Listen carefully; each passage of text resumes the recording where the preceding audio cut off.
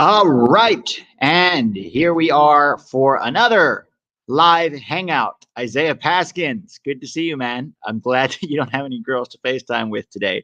I'm not sure we needed to know about you being in the shower. Ken, how are you doing? I put Ken's question up here first. Ken is a Patreon guy, and he has a very good question, which I want to talk about. But we'll get to that in just a second. How you doing, Kevin? Robbie, how are you guys? Good to see you all here. I think there is a slight delay on the stream, so I may not be getting everyone's comments right away. We will see. Dominican stud, Jeffrey Hernandez. Thanks for reminding me. Sometimes it's hard to know people's actual names with your YouTube names and stuff. Cool beans. Can you guys hear me okay? Everyone's good? Give me just let me know you can all hear me and see me. There's nothing wrong with the stream. Hey, Marcos. Hey, Burnman. Burnman, what is your name, man? I keep interacting with you as Burnman23. Have you told me your name before? If you have and I don't remember it, I apologize.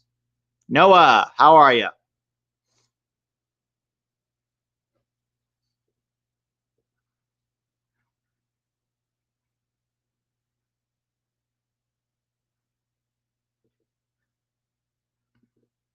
All right. Dan, Jason, Smack, Clampack, all of you guys. Kevin, good to see you. Welcome to another live hangout. I told you guys I would try to do these more often, and I will, hopefully. So if work and time allows it, I will try to do these more. D. Garcia. What's up, man? This got more views than Trump's CPAC event. Oh, John Johnston with a very good Twitter question. Hold that thought, John. Because I will get to that. But I wanted to start off with this question here from Ken. Ken is a Patreon supporter. And it's a good question. You know, the first part of this question is asking how long. Let me put the first part up first here so we can see it. First part, how long should it take a men's national team manager to complete his 23-man roster? Okay. More specifically, how does any national team manager create a dynamic process that allows new and ascending talent opportunities to complete? And it's a good question. Hey, Brian. Hey, Brett. Welcome to the first time. It's a good question. You know, hey, Eric. Hey, Alex. I'll get to questions in just a second. Let me answer this one. Every manager has their own process, right, about how they're going to construct a 23-man roster. And to be honest, I think that the 23-man roster is relatively fluid because form, injuries, levels of play, all of that stuff matters. But there are some basics that I will try to go over. Okay. The first thing is obviously how you play for the national team, right? That's, to me, more important than how you play for your club. Look at, Sebastian Lletget. Kind of underwhelming for his club. Always very good every time he puts on that U.S. jersey and plays really well. Uli Yanez is another guy. He's only played 3 times for the U.S., but every single time he's played, he's looked really, really competent, really technical, very dangerous. So, yeah, that's the first one. The second one is obviously club form, right? How are you playing for your club? That's to even get called in, you probably have to be performing at least at some level for your club. And then the third one is an argument, which makes sense. It's the whole, do you take your best 23 players or your best 23 team? Your team of 23. So do they complement each other's skills? Do they fit within a certain system? All of those things. So yeah, it's fluid, Ken. It really is. I think probably right now in the roster, there's 10 or 11 guys who are kind of locks for the roster, and then the rest of the guys are probably fighting for their spot, and they could be overtaken or taken out very quickly. Hey, Dakotas to Evadalt. Simon, good to see you, man. My weekend was great. It's been good. How's your guys' weekend going? All right. So does that answer your question, Ken? If it doesn't, put a follow-up question in there and I will try to get to it. Let me see here. Steves Hobson. How you doing, Steves? What do you make of Pulisic to Bayern? And guys, I talked a little bit about this on the podcast on Patreon. And I think we might be overreacting a little bit with Pulisic. Yes, he's struggling right now. Yes, he's not getting a lot of opportunities. But I don't think we need to worry just yet. Now, if the end of the season comes and Tuchel still hasn't given him many starting opportunities, then yeah, maybe that's something we can think about or talk about. Is it necessary? Is it not? But this idea that just because you're not playing, you should jump ship and go to another club, I don't know if I should, I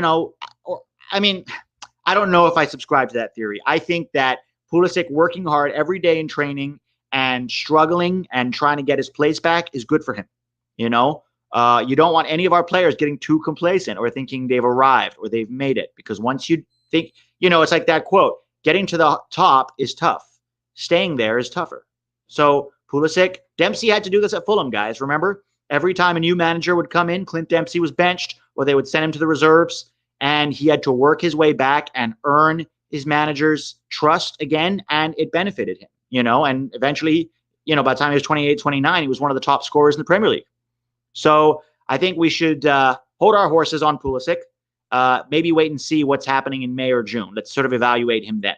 It could be a good move, though. Let's just wait and see. All right. Julian Pinto, how are you, man? Julian, another Patreon guy. MLS will be better by the English Championship. I think you mean better than the English Championship by 2026. Yes or no? Hard to say. So the new CBA that they've signed, basically confirms that the league is going to stay relatively mediocre for the next 5 to 7 years. So I don't know about that. It's not far off from the championship. I will say that. And I think it's likely, this MLS 2022, you know what? I'm going to change my tune on that because of the way that we're developing young talent right now. I think it will be better than the championship by 2026. And also this new, what's it called? Young money. I think that's what Paul Tenorio and Sam Stejko call it. It's this new under 22 extra money coming in. So teams that want to spend can spend it on young under 22 players. So yeah, to be fair, I think that big teams in MLS right now, like Seattle, Atlanta, Toronto, LAFC, can already compete, with the championship teams. Like they would hold their own in the championship, no problem. It's the lower teams that would struggle. Okay. Yes, Burnman, I agree with you. This is a very good question from Noah Fredo Sweeney. Do you think we'll ever return to the days where we get a majority of our pool players, our majority of our pool of MNT players from MLS, or have we cemented ourselves as a team with European club players? I think those days are over, Noah. I think because of the caliber of player that we are now developing, the majority, if not all of them, are going to be in Europe at one level or another, whether that's a top 5 league or, Belgium or Portugal or Holland or, somewhere like that. So, yes, I don't think we're going to see it. And it's a little bit sad. And one of the reasons it's sad is because MLS does not want to compete, right? They don't want to raise the salary cap, and they're happy being mediocre. That's just the truth. They're happy with this, very small salary cap that doesn't allow teams to spend. So I don't think so. I don't think if you're an American guy, you're going to want to go to Europe. Why would you stay in MLS? You want to challenge yourself, right? If they could spend money and bring in top players here and create a competitive environment, maybe a lot of these guys would stay. But MLS is not interested in doing that. So let's go here. Oh, this is a good one from Daniel. Kaden Clark is better than Efrain. Different kinds of players. But yes, I would rather have Kaden Clark. Speaking of Kaden Clark, I don't know if you guys saw on Twitter, I interviewed Kaden just the other day, and we are going to have him. That interview is going to drop next Sunday, so keep your eyes open for that. All right. Let's see. No L trolls in here. Joshua Simmons. I love Joshua Simmons, man. Oh, what do we got? Oh, Tactical Manager. How's you doing, Filippo? Guys, 23 liked and 88 watching. Hit the darn like button. Good call. Yes, guys, go smash that like button for me. Appreciate it. And while we're on, Tactical Manager and Filippo and I are teaming up to bring you all your US MNT and under 23 coverage in late March. So what's going to happen is we are going to do, Filippo is going to do pregame and, game watches, watch-alongs of the games, both the under 23 games and the US senior team games. And I'll probably jump in on the pregame, the previews, and then after that, I will do post-game show, for a good hour and answer questions and stuff. So that's going to be exciting. We want you guys to get all your coverage from the Tactical Manager 11 Yanks duo. We also have some really cool videos dropping this week on both of our channels, which we did some nice combos, some collabs together. So let's see here. March will be a great USMNT month. Yes. You cooped Kaden Clark from Tactical Manager. No, I didn't coop him from Tactical. Tactical Manager got Brendan Aronson, which I think, is that interview up? I think it is up. Guys, go check out his interview with Brendan Aronson because that's very interesting. And by the way, I'm going to tease you on this one. Is there a possibility that Kaden Clark could be a dual national? Find out on Sunday. All right. What have we got here? Here's a good one from Kevin. Does Emmanuel Sabby have a chance to break into the USMNT squad? Maybe. I'd like for him to move to a better league and show out, because right now he's performing in Denmark, and that's great. But guys, Europe is not equal, and it's the same thing with Jordan Siebatcheu, which I will get to in just a second. It's very controversial. But look, if you're performing in the Danish league, I'd like to see you go and push yourself and go perform somewhere else. But he could get a March call-up if Conrad De La Fuente and Uli, because Jordan Morris is injured. Conrad De La Fuente and I believe Uli Yanez will be in the Olympic roster, so you never know. Personally, I still think he's a little behind guys like Chris Mueller or Paul Arriola, but you never know. It is possible. All right. Sorry, guys. I will get to all these. Well, not all, but I will get to as many questions as I can.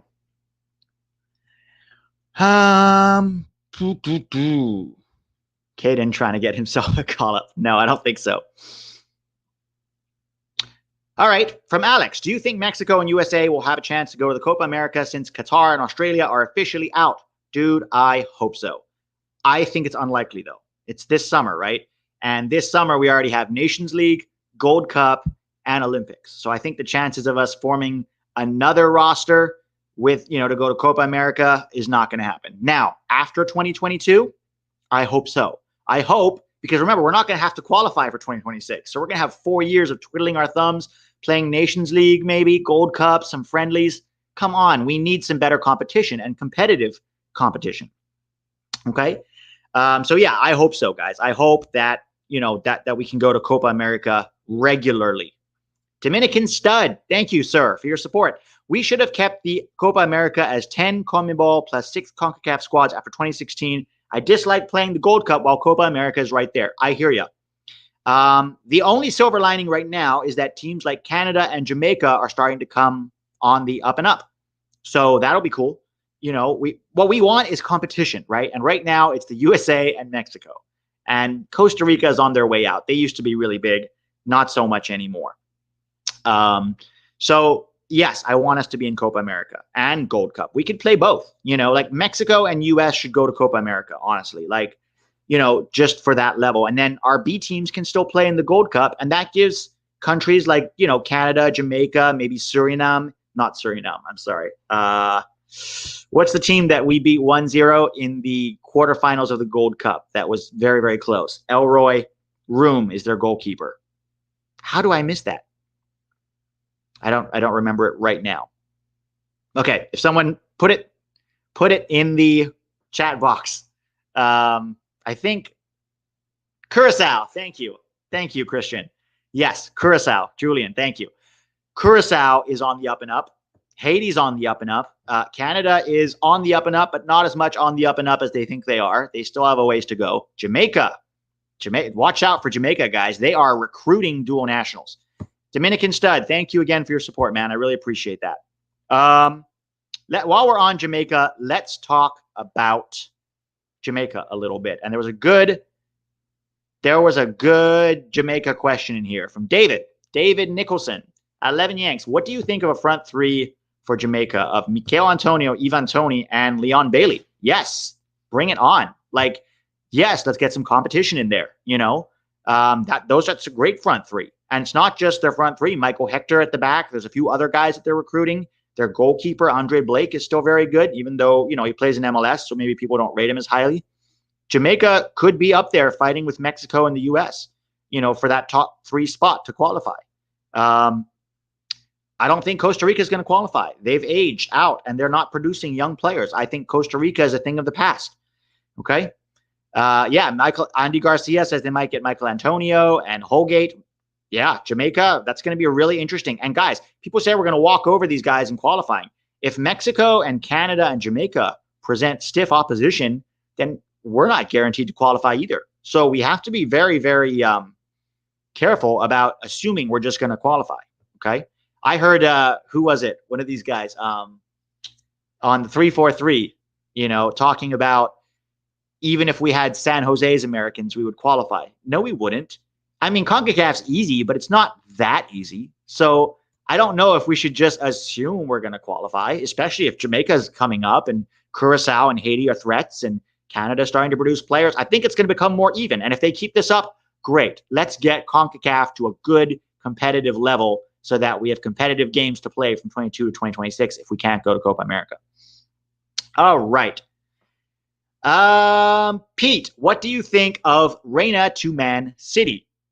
Good question from Zeke Zero. I think he should stay in Dortmund for now. He's still very young. He's still very raw. We saw him start the season really well and then drop off. Part of that is fatigue. They had a very packed season, and he probably started too many games in the first 6 months. But he's only been there for a year and a half playing games. I think he should stay another year and really continue to prove himself, right? Reina has a little bit of a prima donna vibe about him. And I think him being benched for Dortmund is probably a good thing, okay? He's 18 years old, and he has to now fight and work his way back into the team and prove himself all over again. There are no gimmies at the highest level. It's the same with Pulisic. It's the same with Reina. It's the same with, guys who are competing. Look at Zach Steffen trying to get game time. It's tough. There's no gimmies, and you need to be on top of your game every game or you get benched. It's what we want. This is what we want, right? If we have our guys playing at top levels, this is what we want. We want competition. We want accountability. We want them to have to work really hard every day in training to play on the weekend. That's the top level. Okay, here's a fun one. From Pax Derman Max. Efra, USMNT or Mexico. Now, I have a source that has told me that Efra is leaning towards the U.S. now. However, that source has not been proven yet. That's the first piece of info I've gotten from this source. So it's not exactly set in stone. I don't trust it yet. But I think it's interesting that he's leaning towards the U.S. If that is true, and if he is on this roster, which I hope he is, partially because I think he can contribute in attack, and partially because I'm here for the L Tree meltdown, And he's a good player. He's a good player. He's got stuff he has to work on, but he's a good player. So if I had to put money on it, Pax, I would say US. Okay. Is Zafin good enough to start in the Premier League? Yes, he is. I think eventually Zafin will probably be just a Premier League goalkeeper, like at a place like Everton or something like that. Like a good team, but not Manchester City. Is my source Big Bad MLS? No, it is not. Okay. Let's see. What else have we got here? Yes, Joshua Simmons. There's an 8 out of 10 chance that our second friendly will be Jamaica. I have heard this as well, that our second opponent will be Jamaica. Technically, it will be the first one because it will be, I think, the 24th or the 25th. So that will be cool. All right. Barbara, how are you? How you doing, Barbara? What do you think about everyone meeting up at Dave and Buster's in Ontario at the American Outlaws viewing party during a future USMNT big game after this COVID thing goes away? Well, people would have to travel, Barbara, from all over the place. But I would happily attend an AO get-together here in Los Angeles. I don't know about Ontario, but maybe. Let's see. Charlie Keenan is my source. Very funny, Daniel. Okay. When he does an interview too, will Efrain will be rated higher than Clark by you? Come on, man. You know I'm not. My rating of players has nothing to do with whether or not they come do an interview. Come on. Also, give me your actual name, Burnman23. All right. This is a good one from John Farrell. How deep do you think the USMNT can go in Qatar? Good question. I think the expectation when we qualify, if we qualify, should be to get out of the group. okay? Because the top 2 out of 4 get out of the group, and the way the seedings work, we're only going to have one really tough team, okay? If we can get out of the group in 2010 and 2014 and 2002, then yes, we should absolutely do it with this roster, okay? All right.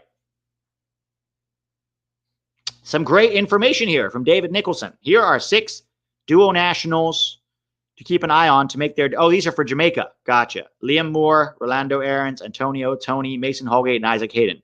Tony is interested. Yeah, look, good job recruiting. You just have to make sure those guys really want to play for you and not...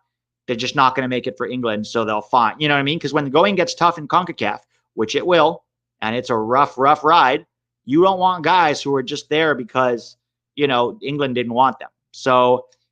Good job on the recruitment. I just say you have to be careful. You don't want a Timmy Chandler kind of situation, you know? All right. From Simon, another Patreon supporter. Hey, Simon, how are you?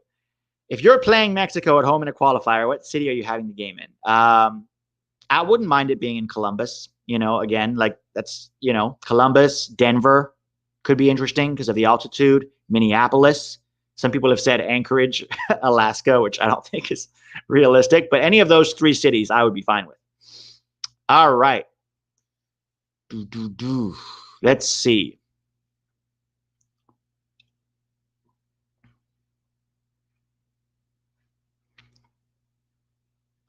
Oh, good one. If the final playoff from Nicholas Bauer, if the final playoff is between Jamaica or Canada, who would win? Right now, I would actually put my money on Jamaica if they get those guys. But it'll be close. I think that's what it could end up being. You know, one of them could end up being third, and then the other 2, you know, well, hang on. So Mexico, US, I would say either Canada or maybe, you know, Jamaica as the third spot, with the other one then having to fight it out with somebody else. But a lot depends on whether or not Jamaica can get these guys. Here's a good question from Andy. And, you know, another guy posted this at the beginning, and I think we should talk about it because it's important. You know, not 100% USMNT related, but do you think the World Cup in Qatar should be boycotted or protest to play it in another country?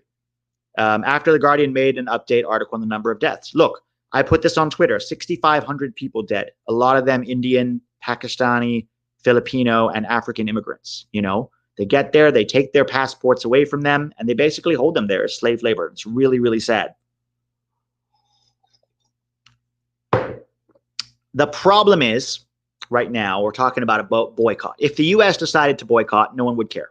Okay? We missed the 2018 World Cup, and they got along just fine without us. So unless we do it, if you're going to do a boycott, it has to be an effective boycott. You would have to boycott with the big European and South American nations, okay, and say, yeah, this is something we all are doing together. Because if FIFA loses their top 10 teams, then all of a sudden it's not interesting to them. You know, the World Cup is not going to bring in all that revenue. But just one country doing it is not going to work. And I promise you, Europe is not going to boycott Qatar because Qatar has their hands in European football so deep you don't even know.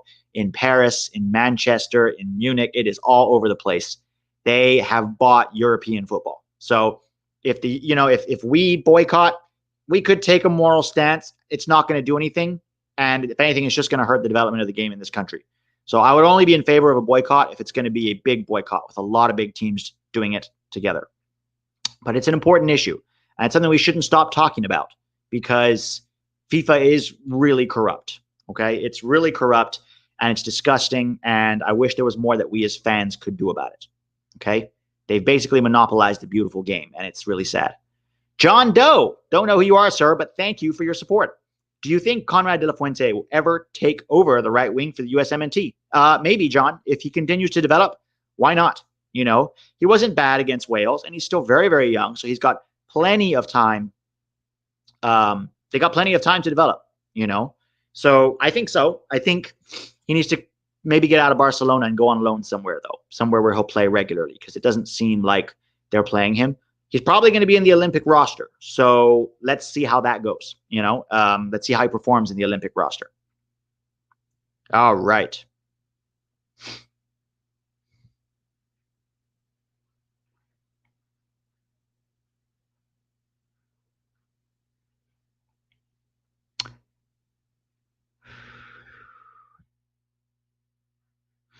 What have we got here? Brett Filburn. Who do you think will be the next big move out of the MLS? Ooh, that's a good question. Kaden Clark. I think Kaden Clark will be the next guy to move.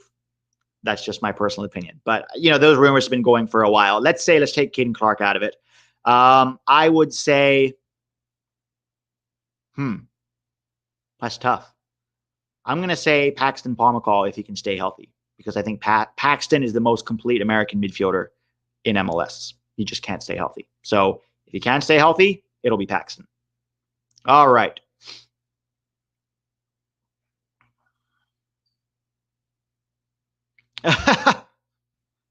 That's why I gave you guys another options. Yeah, maybe Cole Bassett, Kevin. Maybe Cole Bassett. There are a lot of high upside young guys, Pete, do you believe in the World Cup champions curse? And do you think France is going to crash and burn in 2022? I don't know. I don't think so. I don't think there's I guess, yeah, the curse does exist. It'll be interesting to see if somebody can break it, right? So, Miazga or Long right now from Carter Hazlitt. Good question, Carter. I personally would take Long. And I know some people are not going to like this because they think that Miazga is better. I just think Miazga is unreliable. And my personal opinion is I don't want unreliable center backs. Okay. Miazga, he's good for at least one big mistake per game. And he's fiery, but he also loses his temper sometimes and does stupid things that get him sent off. We've seen this in Holland. We saw it in France. We've seen it in the championship. And even his little, thing with Diego Lainez was a little immature, in my opinion. I know we like it because he's defending the U.S., but I want a reliable center back. Now, Aaron Long can't pass the ball, but he's more reliable than Miazga. But none of these guys should start. In my opinion, it should be Chris Richards. Chris Richards and John Brooks. So let's see. All right. Ryan Richards. Let's talk about CCV. Does CCV deserve more attention? Is still very young. I don't think so, Ryan. Cameron Carter-Vickers, from what I have seen of him, is not a soccer player. He is a big, tall, solid guy. I wouldn't even say he's athletic because he's very slow. He works in the championship because they play so much in the air, but he can't pass the ball with his feet. He's very slow on the turn. He's not agile. He's not USMNT material, especially when we're trying to play out of the back. McKenzie, Richards, maybe Eric Palmer-Brown. Those are the guys that should be coming up to challenge Long and Miazga and Ream. I wouldn't give CCV the time of day. I put him in the same category as Walker Zimmerman, to be honest. All right. Does EPB have a future with the USMNT? I hope so, Carter. I really hope so. He needs to get out of Austria. He's been there 2 years now, and he's looked good, but we need to push that level, go up. Same with, Brendan Aronson. People are like, oh, he's playing well in Austria. Great. The Austrian league is worse than MLS, guys. It is. People don't want to believe that, but it's not a good league. That's why he looks really good in it. In the Europa League, he looked competent, so that was encouraging, but that's just 2 games. It's a small sample size. Eric Palmer-Brown, but and he will. Brendan Aronson will eventually go, somewhere else, I think. Probably Leipzig. But let's see. Who knows? Let's talk a little bit about Jordan Siebatcheu, guys, because this is, something on Twitter that I've seen after Siebatcheu scored 3 goals in the Europa League, 2 1 week and 1 the next week. Siebatcheu is almost 25. He's playing in the Swiss League, and most people didn't know who he was or didn't really give him the time of day until he scored in the Europa League. Now, if you just look at 3 goals in the Europa League, that's, okay, let's give him. But go watch him play, guys. Watch him play. He's like Cameron Carter-Vickers, but in attack. He's just a big, tall guy. His technique is poor. His movement is not good. Yeah, he can finish, but look at all the 3 goals even against, I think it was Leverkusen. Standing in front of goal, and they were gifted. It was either terrible defending or a goalkeeper area, mistake. And good, you can finish. Great. I just don't think he's as good as some of the other guys we have. Matthew Hoppe, Josh Sargent, even Daryl Dike. I would take Daryl Dike over Jordan Siebatcheu. And that's just my personal opinion. You have to remember, all these guys are going to improve. Sargent, Hoppe, Dike, even, guys like Ferreira, Soto, Siebatcheu is 25, 20, almost 25 now. He's entering his prime. And for me, he is not that good. Okay, that is my opinion. And you can disagree all you want. And if he gets called up in March, I won't hate it. You know what I mean? I'm just telling you right now, he's not going to be a long-term option for the USMNT. So for me, I don't really see the point in calling him up. But, if Berhalter wants to call him up and have a look, fine. Let's see. Do I think Santiago Muñez will choose the U.S.? No, I don't think so. I think he's very in the Mexican system. Jay Gregg with a good question here. Pete, who is more likely to be the starting striker for the U.S. in Qatar, Hoppy or Sargent? It's so hard to say. I think Sargent fits the system better than Hoppy does, but Hoppy might be a better finisher. But it's too early to tell. They're both so young. They're both at terrible, terrible clubs. They both need to get out of those clubs. I don't know why Hoppy signed a contract with Schalke. Like, dude, you're a free agent. You could go anywhere you wanted. Like, why did you sign a contract? And now they fired their entire sporting staff, their technical director. This is like their fifth, head coach this year. That club is a disaster. Why did he sign a contract? I don't know. I don't know the details. Hopefully he gets out of there. All right. What else have we got?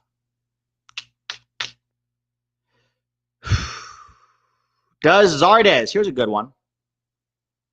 Does Zardes still have a place with the USMNT? I don't think so, guys. In my opinion, no. But in Greg's opinion, probably yes. Zardes is a poacher, okay? He scores goals. I don't think he's even that good of a poacher. Go watch my striker stats breakdown. But Greg seems to really like him. A lot of it is trust, and he thinks he knows the system. And he will score goals against lower level CONCACAF opposition. But the minute you up the level and you compress time and space, Zardes struggles. And that's just the truth, And he's 29, 30 years old. He'll probably still be involved because Greg likes him. I just don't think he's in our top 3 or 4 striker pool right now. All right. Hey, Alex. How you doing, man? Eric Pierce, Scott Rodriguez. All right. Kevin Covino says Weah is the poacher. That's the other thing, guys. If we bring Sargent, Hoppy, and Weah as our forwards, I'm happy with that. Okay, because both Hoppy and Sargent are different kinds of forwards. Hoppy's more of a poacher. Sargent's more of a target man. And then Weah can play as a forward. He's probably better on the right wing, cutting inside. But in an emergency, or if you need, if you have like 3 forward options and one of them is versatile enough to play different positions, I'm happy with that. I would rather those 3 guys than Zardes, but I'm not Greg Berhalter. And Greg Berhalter likes Zardes. And also there is a little bit of MLS. I don't want to say, like, some people talk about a quota. I don't think there's a quota, but there is pressure to include a few MLS guys. It's going to be harder and harder for him to do, though. All right. Good question from Tiger Turner. Hey, Tiger, how are you? Do you know anything more about Kobe Hernandez Foster? His social media still mentions USMNT. He's not going anywhere, as far as I know. Apparently, there was some rumors about him going to Honduras, but that just seemed like Honduras trying to drum up some interest. I don't think he's going to Honduras. More worrying for me is where he plays right now. And Wolfsburg, as a club, is just the worst place right now for young Americans. Uli Yanez is struggling there. Brian Kao and Michael Edwards has to come back to MLS. I think he's going to Colorado Rapids. He's been there for 2 years, not a sniff. Kobe Hernandez Foster, for me, as a left back, they're trying to turn him into a holding midfielder. I don't think that's his position. It's tough. I just, to be honest, I don't think the Kleibens are sending all their kids over to Wolfsburg. And I think it's one of the worst places to send young players right now. They're not interested. They've never been interested in youth development. Okay. And I'm talking about, giving guys opportunities, right? They haven't done that, not only with Americans, but with any players. They don't give people opportunities until they're 20, 21. So I hope Kobe Hernandez Foster can get out of Wolfsburg. To be honest, I hope Ulianis can get out of Wolfsburg, and even Brian Kao. All right.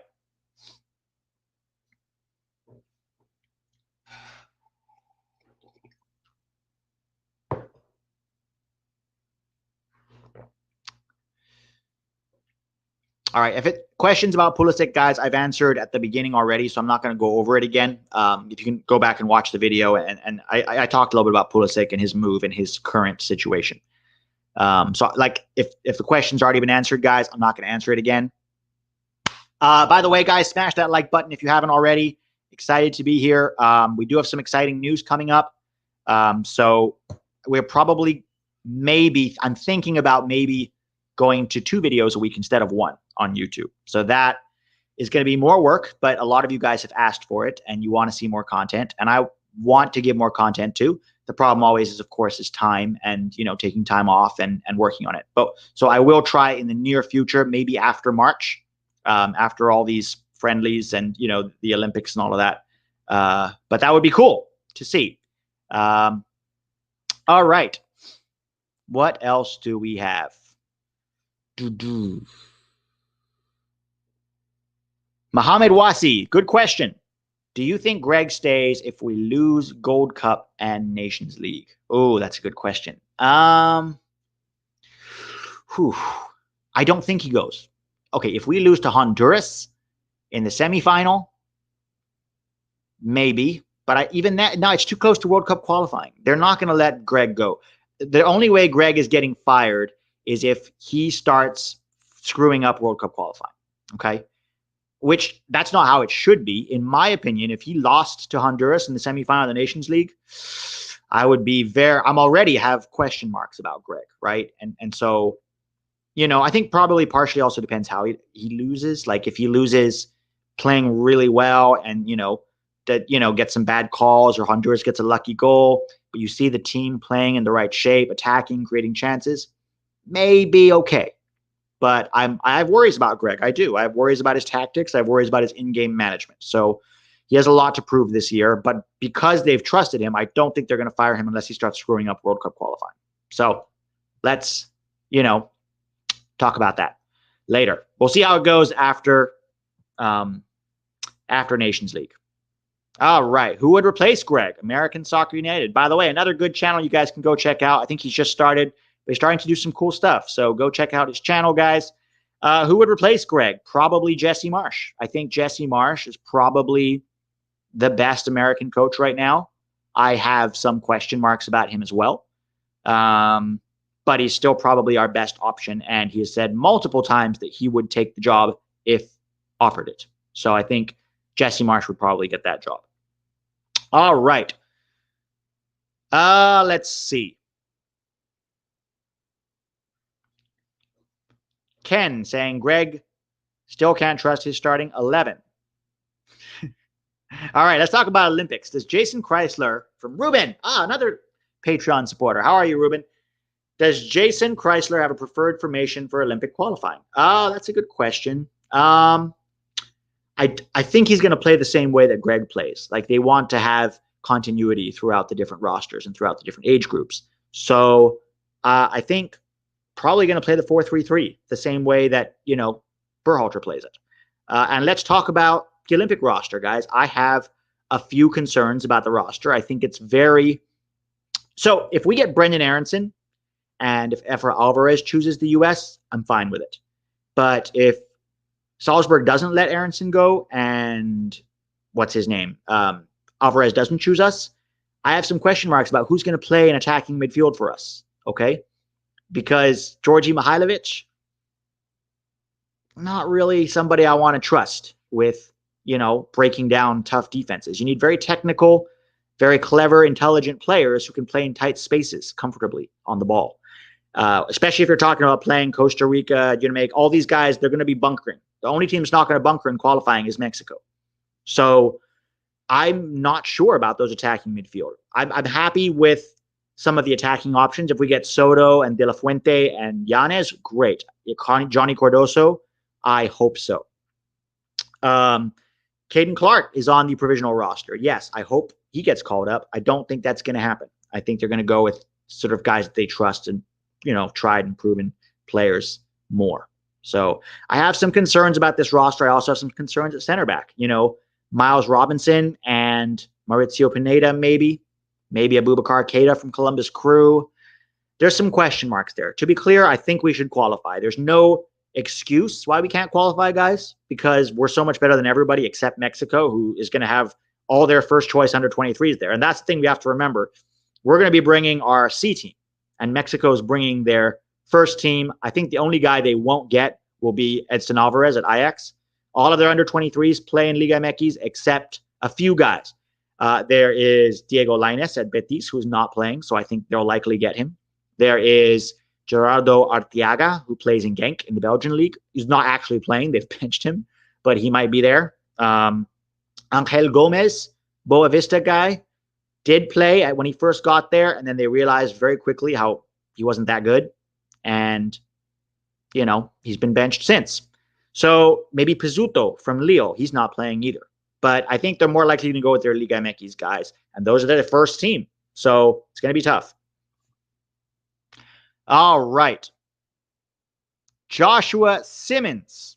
Atlanta United probably won't release their players because we're preparing for a CCL. Oh, really? That's interesting. I did not know that. That would be bad because Miles Robinson is probably one of the better defenders on that roster. And I would want to see George Bello as well. So if we don't get those two guys, that's not good. All right.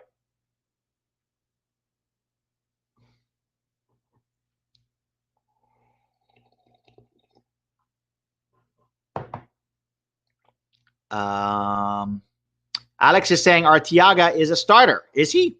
I thought they benched him. Let me just look that up real quick.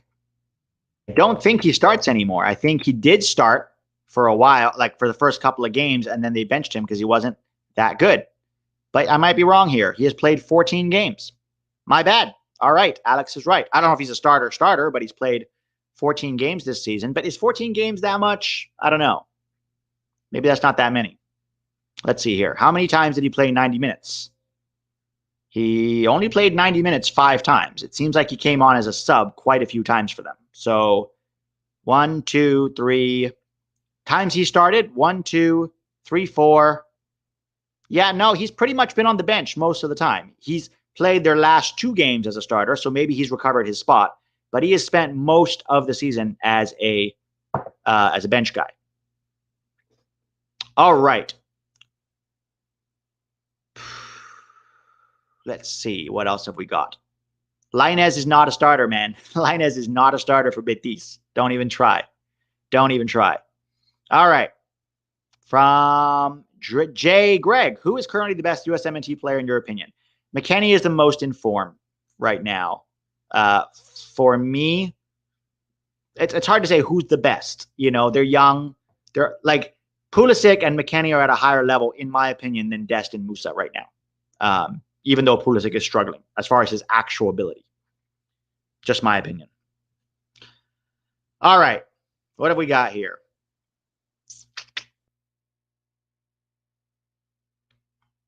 From Shane Stroik. Hey, Shane, how are you? Another Patreon guy. What did you make of Pulisic today? I actually thought he was dangerous when he came on. He looked lively. He looked more threatening than Callum Hudson-Odoi did, or even what's the other guy? Hakim Ziyech. So he probably should have done better with that shot, at least put it on target. But I thought he looked dangerous. It's going to be tough until he recovers his confidence. And hopefully Tuchel believes in him enough that he can still give him opportunities. But he didn't look he didn't look worse than anybody else on the Chelsea team. I thought he was lively. He was fouled a couple of times. He beat his man, which is what you want from him, over on the left, put a cross in, but nobody was there. So let's see. Angel Meza, thank you for your support, Angel. I appreciate it. What are your thoughts on Serginho Dest's recent performance for Barcelona? He's struggled a little bit, right? He hasn't been as bad as some people are saying. You know, there's the sky is falling crowd, which is, you know, after he got done real dirty by, in the Champions League against PSG, people were like, oh, he's not that good. It's his fault, the loss. He had some bad moments, but it's not as bad as some people are saying. The problem with Dest right now is that it's hard for him to develop because Barcelona is such a wasteland. They have no idea what they're doing. They're not developing players. It's like a shit show at that club right now. And so young players are going to struggle to continue to develop because you need confidence, you need guidance, you need leadership. The team captain doesn't want to be there. Half the guys are aging out and probably shouldn't be playing. The young guys are not ready. The coach is a temporary coach, probably. There's elections going on. The club's in financial. All of that stuff plays on a locker room. It plays on the players, you know. And so Dest has not been as good as I had hoped, but he's not been terrible either.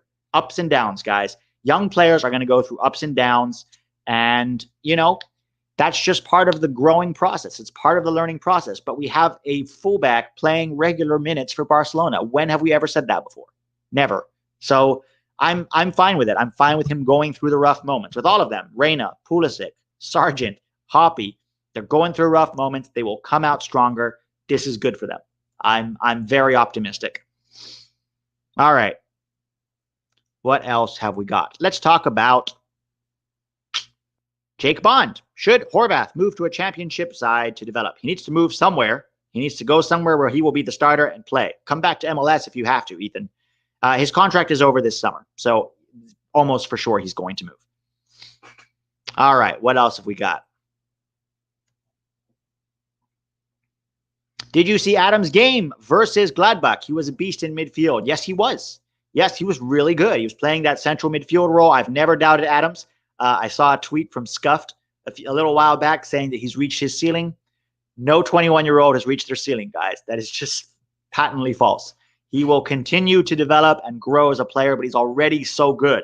If this is him at 21, I can't wait to see him at, 26, 27. He could be N'Golo Kante-esque. All right. Gabe Dang. Here's a good question from Gabe. Is there a single MLSer in the best 11? Not right now for me. For me, the best 11 right now is Zach Steffen in goal, a back four of Dest, Richards, Brooks, and Robinson, a midfield trio of Adams, McKennie, and Reyna, Pulisic on the left, Weah on the right, and Sargent up top. So not right now, but there are contributors. Aaron Long, Sebastian Lletget, maybe. Guys who can contribute.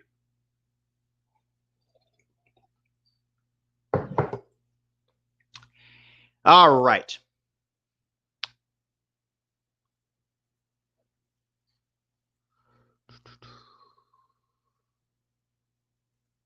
This is an interesting question from Jean-Claude. If the U23 beat Mexico Olympic qualifying, what does that mean? How would you read that? One-off games are hard to predict, really. But if we, beating Mexico is always a good thing. And if I had to put money on it, see, here's the problem with that game. Mexico is the third game, right, in the group. And if you win your first two games, you already qualify for the semifinal. So I have a feeling that both Mexico and the U.S. are going to be qualified for the third game, and then they're going to rest their guys. And so it's kind of going to make that third game a little bit of a dead rubber because it's going to be the subs. So I probably won't read into it too much, especially if both teams are already qualified. Maybe they're trying to avoid injury. They're just trying to, give the subs a run out and just focus on winning that semifinal game. Because once you win that semifinal game, that's when you've qualified for the Olympics, and that's the goal. Eric Pierce, what are you drinking? Coffee. I don't know if you can see, but almost done there. Coffee. Arash. All right. Arash. I want to see Adams as captain. He is very mature for his age and a very good leader. Agree 100%. I think Adams will be the captain for the next 10 years. 100%. I agree.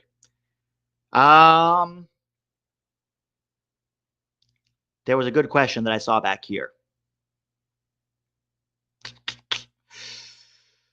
Musa or Reyna. Who has a higher ceiling? I would say Reyna, but I don't know for sure. It's too young to tell. It's too early to tell. They're both 18 years old.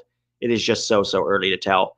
I think Reyna has probably a higher ceiling, but I just don't know mentally and with his attitude. He has to stay humble, continue to work hard, continue to develop. It's very close. It's very close. They're both fantastic young players. Well, it's a wait-and-see game. Somebody asked me, where is it? Tiger Turner again. Where is Kaden Clark's ceiling? I think he's a Champions League midfielder is his ceiling. I really do. I think he's got a very, very high ceiling. And somebody asked me about, who was it? Somebody asked me about who should be, there we go, Charles Crane. Who is your favorite number 9 for World Cup qualifying? Ah, that's a good question.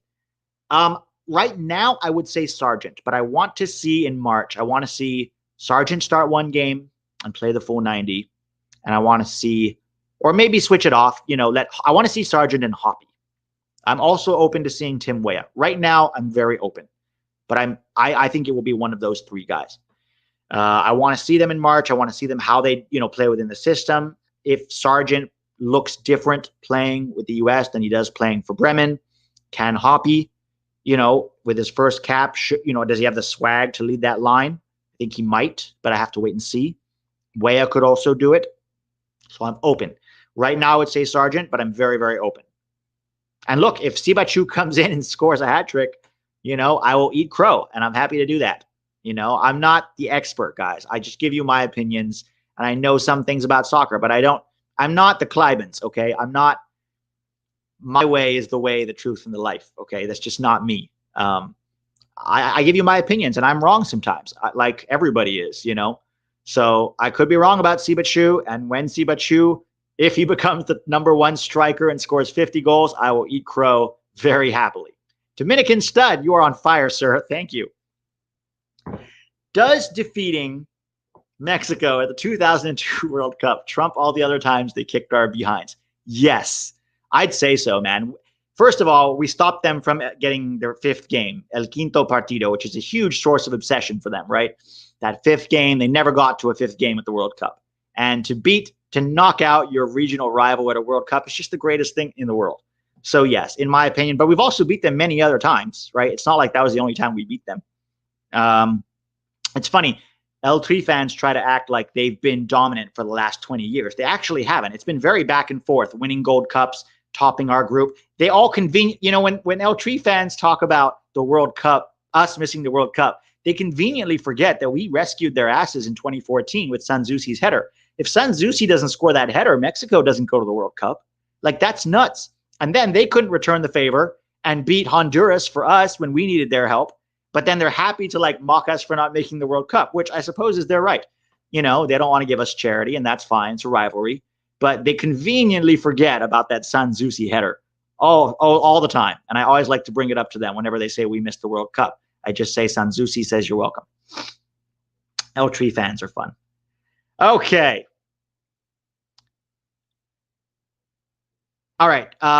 Genuine question from God Kong Snake.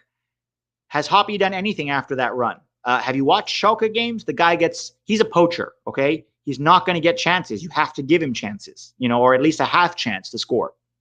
I've watched him. I actually think he's played well. I actually think he's improving with his combination play, and his movement off the ball is getting better, but he has had literally no chances to score. None. 0 since those 5 goals that he scored. So that's why I want to see him with the U.S. What can he do when we give him some chances? Hey, Jordan, how are you?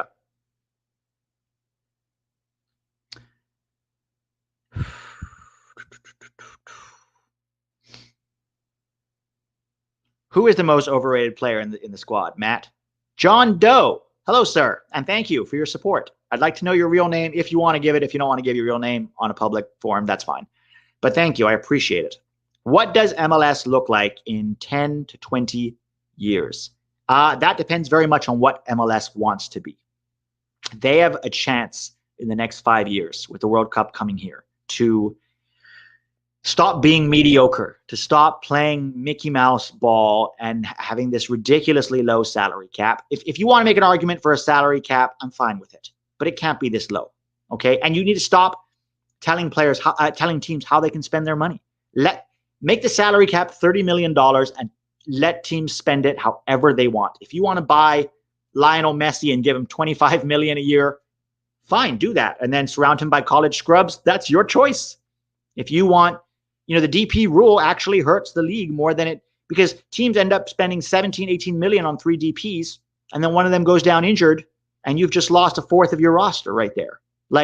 It doesn't make sense. How about a bunch of $3 million a year players? Get 8 or 9 of those, and you're going to be way more effective, winning CCL, for example. So MLS needs to grow up. MLS needs to at the very least, raise that salary caps and get rid of the asinine rules that restrict how teams can spend their money if it wants to make progress. And guys, the argument, excuse me, the argument I always hear is, remember what happened to, the 70s, the American League that we had in the 70s, NASL, it folded. Stop. The 70s is not 2021. Okay. First of all, in the 70s, soccer was still seen as a communist sport. You have to remember, people were hiding under their desks, worried about nukes in the 70s. Okay. 2021, the Hispanic demographic has grown so much. It's the second biggest demographic. And, in the US, for one thing, more kids are playing than ever. More people know about soccer than ever. Americans are ready for a big time league. They are. America is ready for soccer. What America is not ready for is bad soccer. Okay. Why should an American who's used to seeing the best players in the world in the NBA and in, the NFL and in, football, why should they go watch the 20th or 30th best players, best soccer players play? A lot of us do, the diehards, right? The few million of us who are really into it. But the casual fan, trust me, if you had the best players in the world playing in America, he would get into soccer, I think. So I just think MLS needs to grow up, and I think they will. I think by 2026, if the U.S. has a good run and there's more interest than ever at after the World Cup, they should not get rid of maybe, but completely blow the salary cap out of the water and make MLS a league that we can all be proud of, that can compete in, global championships, right? If they're talking about expanding the Club World Cup, how about we try to go win that? I mean, first we should start by trying to beat Mexico and win CCL. But we just need to get better, and we need to raise that salary cap and stop playing Mickey Mouse ball. Just my opinion. And I like MLS, guys. I'm not trying to shit on MLS here. I do. I love MLS. I watch games all the time.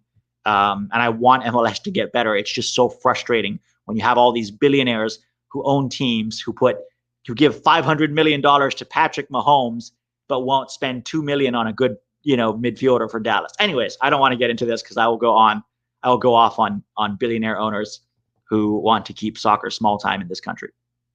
All right.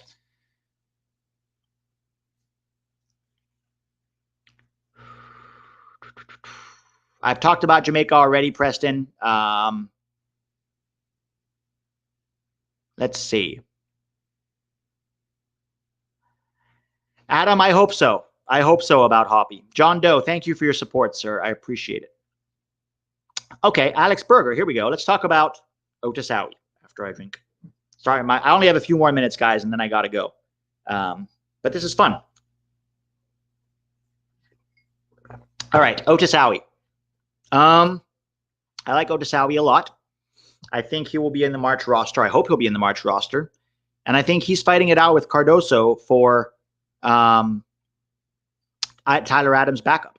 I really do. I think he's more athletic than Cardoso. He might not be as technical as Cardoso. They're different kinds of backup, but he's a really strong player. And I know he hasn't gotten much time since, the last few games. He's been benched for Wolves ever since he missed that header.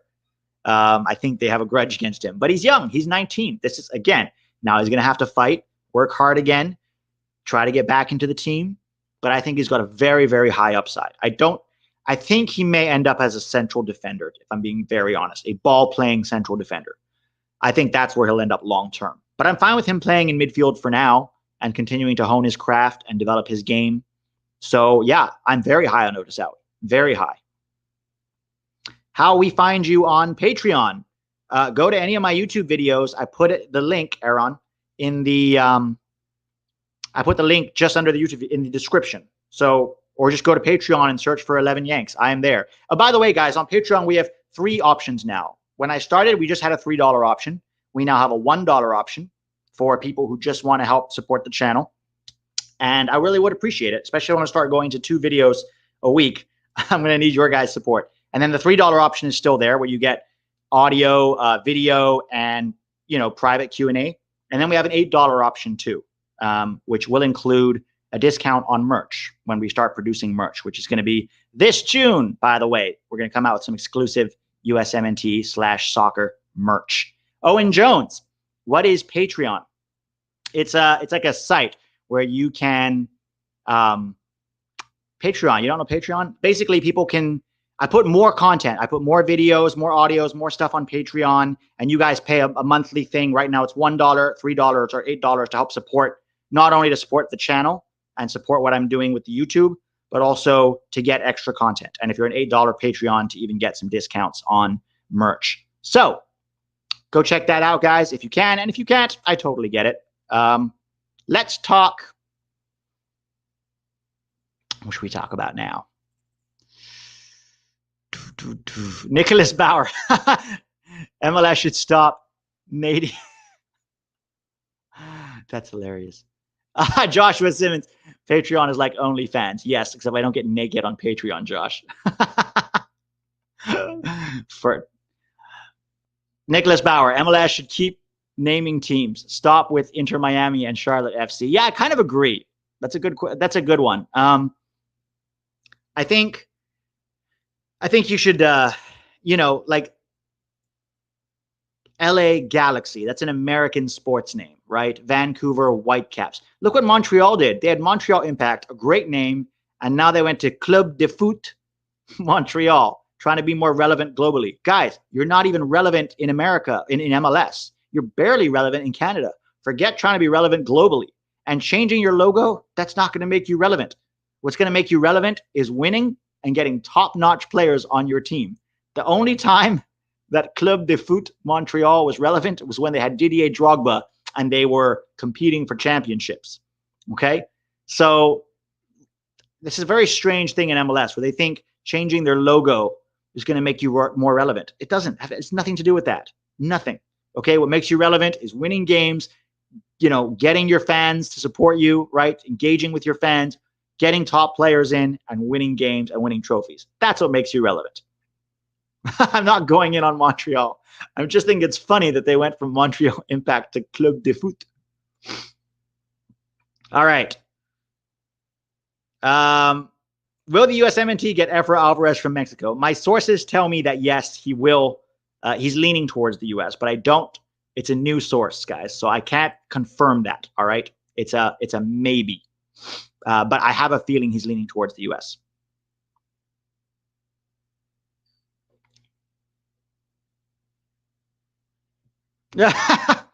Robert Spencer. Okay, Karen, how are you, Karen? Best. It's so good to have some girls on here. Karen and Barbara. Best MLS-based player right now on the USMNT. Ooh, good one. Best MLS-based player. Are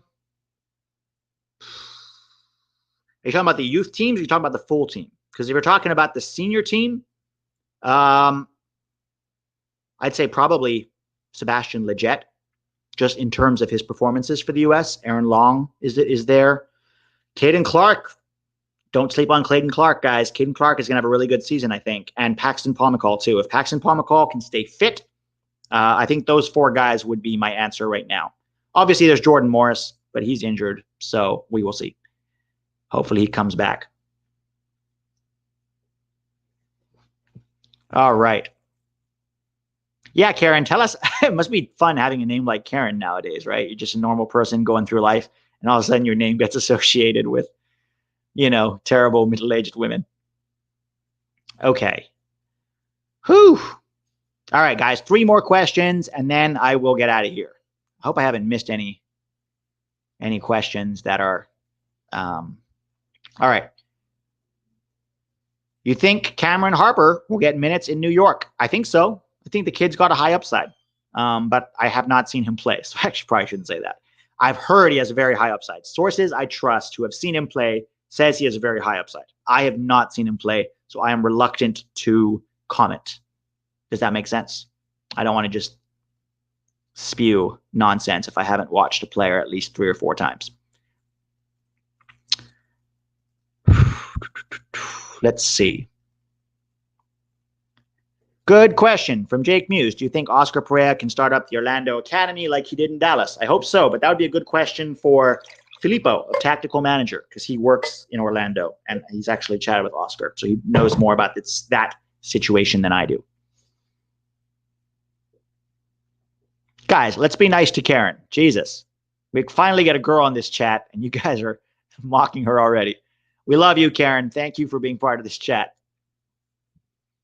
Andy Garcia. Okay, Tiger Turner. MLS player / youth player with the most potential right now. With the most potential? Is this youth player inside MLS or outside MLS? Because if it's in MLS, I'm going to go Kaden Clark. I just think the kid has a very, very high upside. Yeah, I'd say Kaden Clark, Tiger. Another Patreon supporter, by the way. Thanks, Tiger. All right. This is a good one from Andy Garcia, but this is such a big question, Andy. I feel like this is a whole nother video. How can the U.S. eliminate pay-to-play for club soccer for that lower income and urban area kids have more chances and definitely unlock more talent? Money. I mean, U.S. soccer or MLS or somebody has to be willing to invest money. And that money needs to come in, doesn't even have to be necessarily with putting like clubs in inner cities. What you need to do is give them futsal pitches. Go build, I swear to God, guys, if we build 5,000 futsal pitches in inner cities all over the United States, kids, and give them free soccer balls and a place to play, we will have tons of kids going to play, right? They will go and they will play and they will learn to fall in love with the game the way they do in South America or the way they used to in Europe or in Mexico, where the kids playing on the streets, developing skill, technique, swag. That's what you want. You don't need that much coaching at young ages, to be honest. You know, in America, we think we should start coaching them at 4 or 5, and too many coaches want to joystick a game, but you're hindering player development. Coach less, let the kids play more. They'll develop their own style, their own ideas, their own confidence. They'll learn to, solve problems on their own. That's what you want. So yeah, that money, guys, the $100 million that the U.S. soccer had in its coffers 2 years ago, what happened to all of that money? Take 10 million of that, 10 million even, and build futsal courts all over the inner cities, all over the U.S. I promise you, you'll change the landscape. All right, 2 more questions, guys.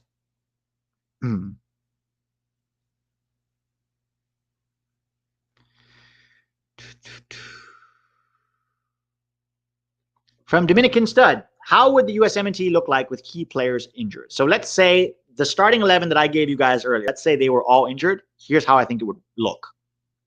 Either Ethan Horvath or Matt Turner in goal, Reggie Cannon at right back,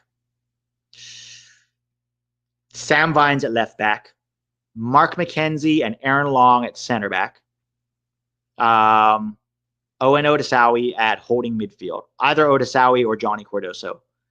Box-to-box midfield, Yunus Musa. Attacking midfield, Sebastian Lletget. Left wing, Jordan Morris, if he's healthy. Right wing, Uli Yanez. Or vice versa, switch those 2 guys around. And then up top, Matthew Hoppe. That's what I would say it would look like. Yeah, the B team is still a good team, for sure. All right. Pete just texted you. Tactical manager texted me. What did tactical manager have to say? Are you hopping on, buddy? Or are you still at dinner? Oh, okay. Filippo is going to release a video that we did together. We did a tactical video talking about different formations for the U.S., the 3-5-2 more specifically. We talked about how it would work tactically. And Filippo's saying he might release it today after the stream. So if you guys want, go check it out on his channel. We do a cool sort of collab and we talk about how that would work. So yeah, check that out on Tactical Manager Filippo. Like I said earlier, guys, we're going to be doing a very cool thing during the month of March, during the USMNT games and also the under-23 games.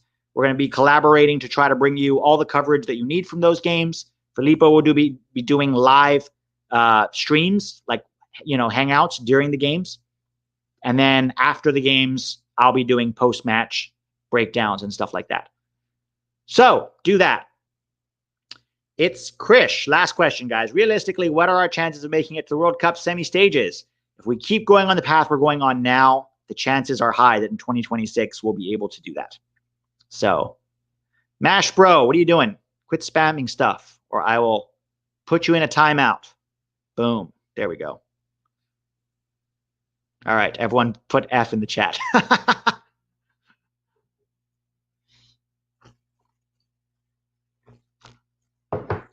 Cool, guys. Well, this is really fun. Thanks for being here. Thanks for hanging out. I think Filippo, he did not confirm if he's going to do it, but if he is going to do it, there will be oh, he's in Tampa. Okay. So Dustin finished the video. He might release it. Check that out whenever it's ready. Guys, this was a great time. I appreciate it. Oh, one last question here from Devonta Jones. Thank you for your support.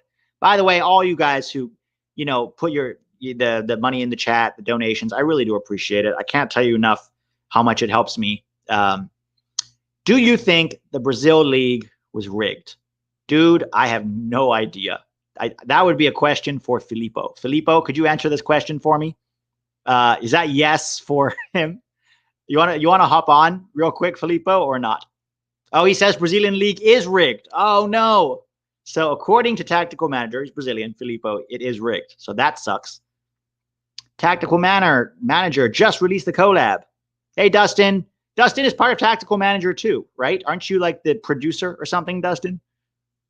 Anyways, go follow Tactical Manager. He does a lot of USMNT stuff, but does a lot of other stuff too. Brazilian soccer, European soccer.